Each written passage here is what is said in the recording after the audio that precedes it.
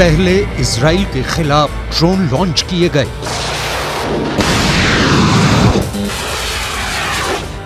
बात नहीं बनी तो इसके बाद इजराइल पर क्रूज मिसाइल दागी गई। जब दोनों हथियार नाकाम हो गए तो इसके बाद इजराइल पर सबसे खतरनाक मिसाइल लॉन्च की गई।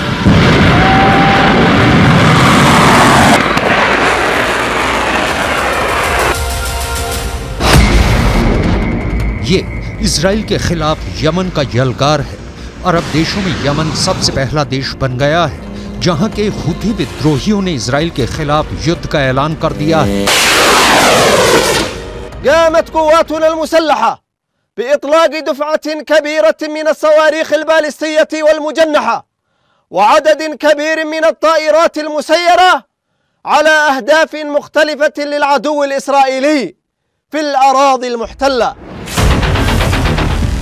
यमन के हुथी विद्रोहियों ने इजराइल को अपना दुश्मन नंबर 1 बताया है, लेकिन उसके तीनों हथियार यानी ड्रोन, क्रूज मिसाइल और बैलिस्टिक मिसाइल पहले हमले में ही नाकाम हो गए हैं। और इसकी बड़ी वजह बना इजराइल का बहुत ही सटीक एरो 3 मिसाइल डिफेंस सिस्टम, जिसकी तुलना रूस के S-400 से की जाती है। यही डिफेंस सिस्टम है जिसके बलबूते ईरान की भी मिसाइलों को रोक लिया जाएगा। इजराइल में इस बात का भरोसा रहता है जब एरो 3 मिसाइल लॉन्चर से निकलती है तो समझ लीजिए कि बैलिस्टिक मिसाइल कोई भी हो, ये लंबी दूरी की रेंज तक उसे मार गिराएगी।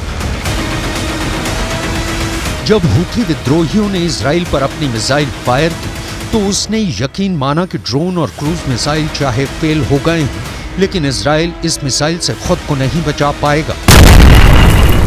लेकिन इजराइल का ये डिफेंस सिस्टम फौरन एक्टिव हुआ और उसने हुथी की बैलिस्टिक मिसाइल को मार गिराया।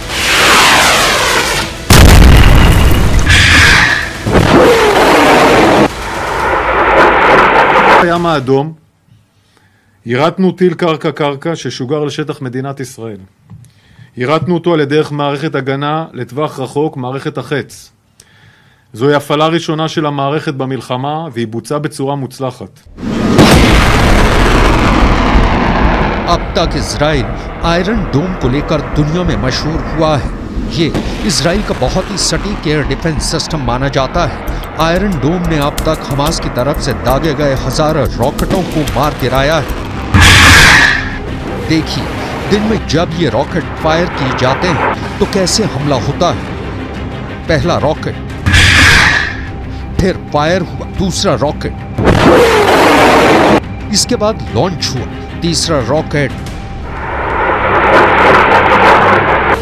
हमास के रॉकेट लॉन्च होते हुए इतनी साफ तस्वीरें। हमास एक के बाद एक 10 रॉकेट फायर करता है और फिर इजराइल के शहर टारगेट बन जाते हैं। गाजा में बमबारी के खिलाफ हमास ने अपना रॉकेट वाला गोदाम खोला हुआ है।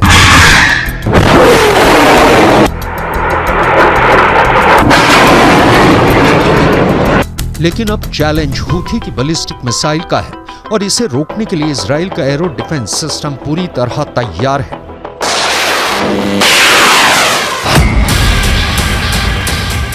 Arrow missile defence system 150 kilometre से ज्यादा की रेंज तक बैलिस्टिक मिसाइल को रोक सकता है। इसकी मिसाइल 2000 किलोमीटर की रेंज तक जा सकती है। जब इसका रेडार दुश्मन की मिसाइल को ट्रैक करता है तो लॉन्चर पूरे हालात को समझते हुए सही वक्त पर जवाबी हमला करता है और एरो मिसाइल दुश्मन की तरफ से आ रहे खतरे को आसमान में ही मार गिराती है। यही एक मिसाइल डिफेंस के काम करने का तरीका होता है। החות'ים הם אכן בחלקם מביאים יכולות איראניות שגם מגיעות לאזור הזה, וזה גם חלק מהדברים שנתקלנו בהם ביירוטים, ולכן זה חלק משלוחה, מה שנקרא פרוקסי איראני, זה החות'ים, ואמרתי, יש לנו יכולת הגנה שהבינו אותה, אנחנו מייצרים הגנה מקסימלית, שום דבר אף פעם לא הרמטי, אבל ההגנה שלו היא מאוד מאוד חזקה עכשיו במרחב הזה, ואנחנו נעבה אותה עוד אם צריך, אנחנו נייצר הגנה, מעטפת הגנה חזקה במרחב הדרומי של מדינת ישראל.